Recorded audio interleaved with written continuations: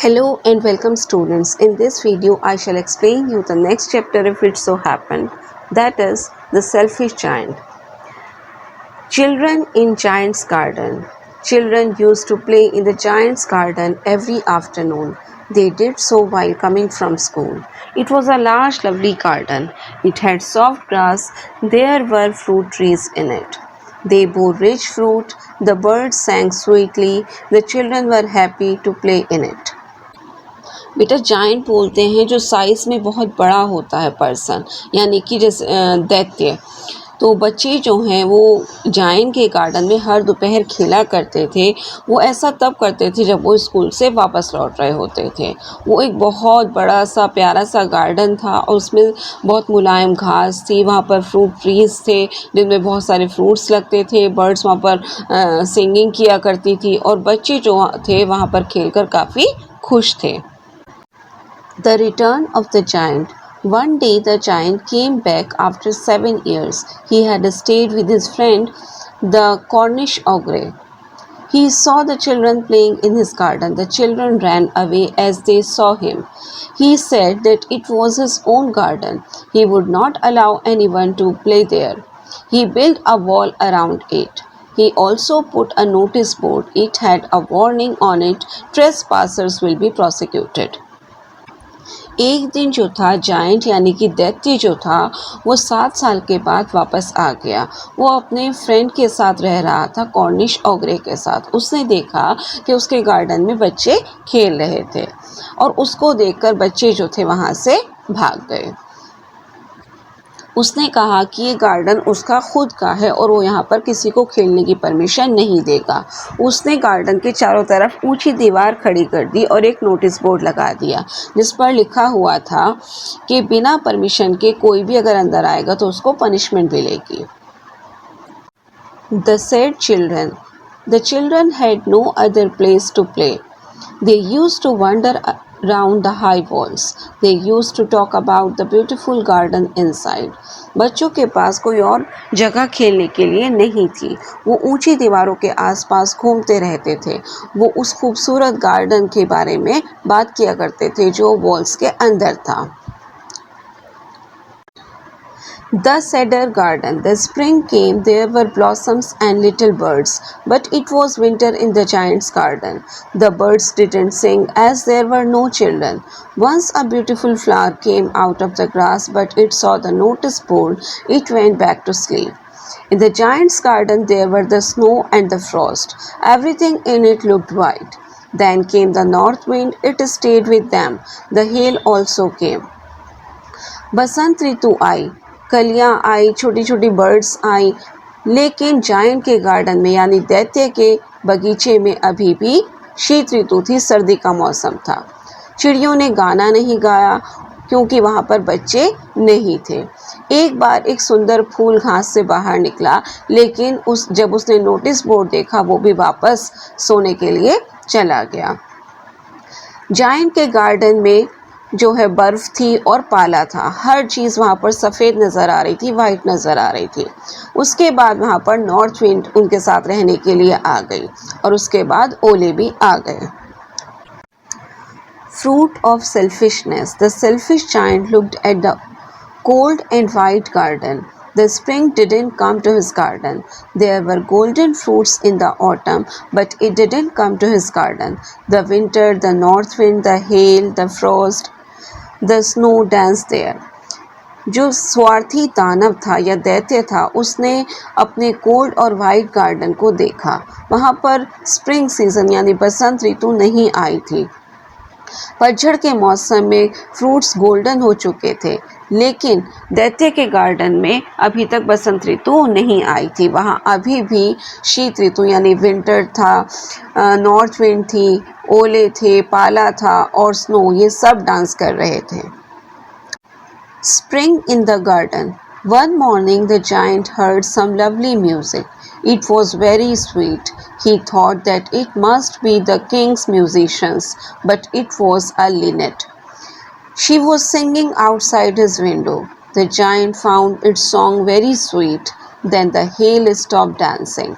The north wind stopped. The giant felt that the spring had come. बगीचे में बसंत ऋतु। एक सुबह दैत्य ने जो है यानी जायंट ने बहुत मधुर संगीत सुना। वो बहुत ज़्यादा मधुर था। उसने सोचा कि शायद ये राजा के संगीतकार होंगे, वो ये म्यूज़िक बजा रहे होंगे, लेकिन ये एक लिनेट सिंगिंग करी थी। लिनेट बेटा एक छोटी सी सिंगिंग बर्ड होती है, उसको बोलते हैं। वो विंडो के बाहर जो है सिंगिंग कर रही थी, गा रही थी। जायंट ने जो है उसका जो गीत था वो बहुत मधुर पाया, और उसके बाद जो पाला था उसने डांस करना बंद कर दिया और नॉर्थ विंड भी रुक गई। जायंट ने महसूस किया कि शायद अब बसंत ऋतु आ चुकी। Second part of this chapter is the most wonderful sight. The giant saw the most lovely sight. The children had entered his garden through a little hole. They were sitting in the branches of the trees. The trees were very glad to have them. They had blossomed. The birds were flying about. They were chirping also. The flowers were also looking up. It was a lovely sight. But in one corner there was a still winter. Giant ने एक बहुत प्यारा दृश्य देखा। बच्चे एक छोटे से छेद से गार्डन में एंटर हो चुके थे, गार्डन के अंदर आ चुके थे। वो ट्रीज़ की ब्रांचेस पर यानी शाखाओं पर बैठे हुए थे। पेड़ उन्हें पाकर काफ़ी खुश थे, उन पर कलियां लग चुकी थी। बर्ड्स वहाँ पर उड़ती हुई घूम रही थी और वो चहचहा रही थी। फूल भी ऊपर देख रहे थे। ये बहुत प्यारा दृश्य था, लेकिन एक कॉर्नर में अभी भी वहाँ पर विंटर्स था। The little boy, in that corner a small boy was standing. He could not reach the branches of the trees. He was crying and wandering about. The north wind blew and roared. The tree asked the boy to climb. It bent its branches down, but the boy couldn't climb. उस corner में यानी कि उस कोने में एक छोटा लड़का खड़ा हुआ था। वो पेड़ की शाखाओं तक नहीं पहुंच पा रहा था और वो रो रहा था, इधर उधर घूम रहा था। नॉर्थ विंड जो है बहुत तेज़ी से चल रही थी, रोर कर रही थी। ट्री ने, वो जो पेड़ था, उसने उस लड़के से कहा कि वो उसके ऊपर चढ़ जाए। जितना झुक सकता था उसने अपनी ब्रांचेस जो थी वो नीचे झुकाई, लेकिन वो लड़का उस पेड़ पर नहीं चढ़ सका। The giant repents. The giant's heart melted at this scene. He said that he was really selfish. He also said that he now understood why the spring didn't come. He would put that little boy on the top of the tree. He would also put down the wall. His garden shall be the children's playground forever. He was sorry for what he had done. दैत्य पछताता है, यानी कि जो giant था उसे अपने किए पर पछतावा होता है। इस दृश्य को देखकर दैत्य का दिल जो है वो पिघल जाता है। उसने कहा कि वो कितना स्वार्थी है।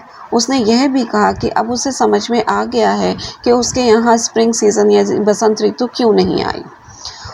वह उस छोटे से बच्चे को पेड़ की सबसे ऊंची शाखा पर पहुंचाएगा और वो दीवार भी गिरा देगा, और हमेशा हमेशा के लिए उसका बाग जो है वो बच्चों के लिए एक प्लेग्राउंड बनेगा।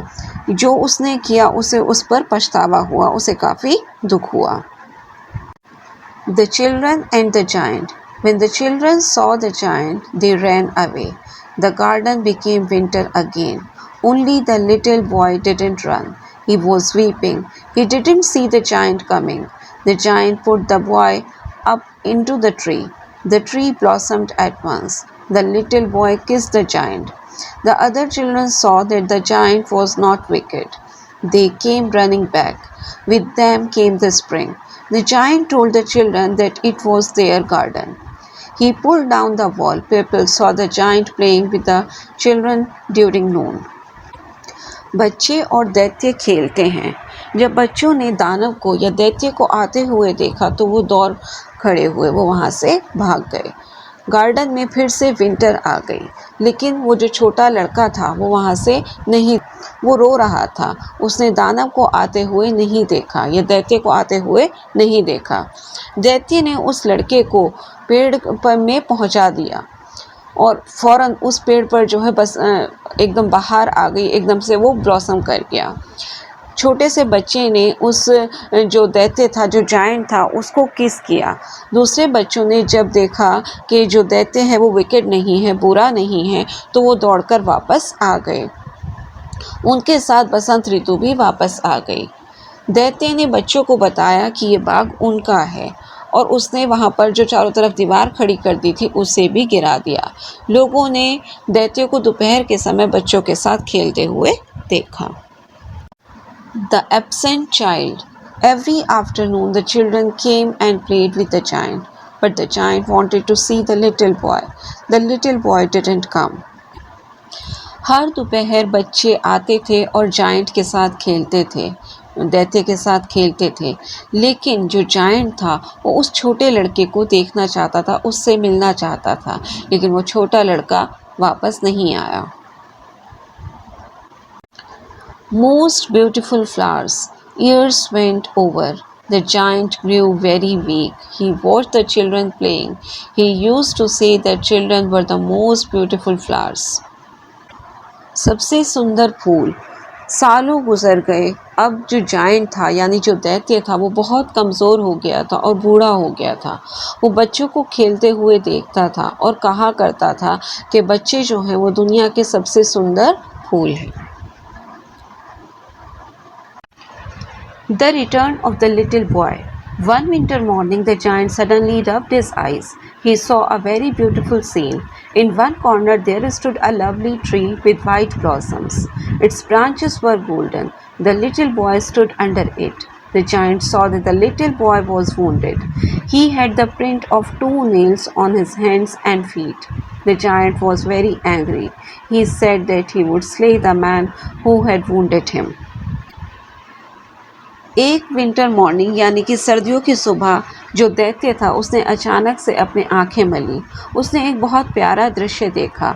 गार्डन के एक कॉर्नर में एक बहुत प्यारा पेड़ था जिस पर वाइट कलियां लगी हुई थी, सफ़ेद कलियां लगी हुई थी और उसकी जो ब्रांचेस थी, जो टहनियाँ थी वो सुनहरी थी।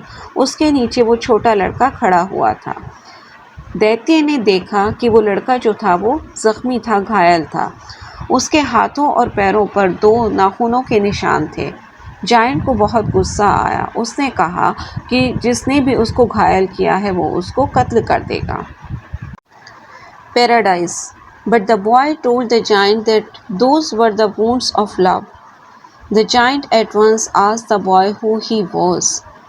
A strange fear fell on the giant. The boy smiled. He told the giant to come with him to his garden. His garden was paradise. The giant found dead. The children found the giant dead under a tree.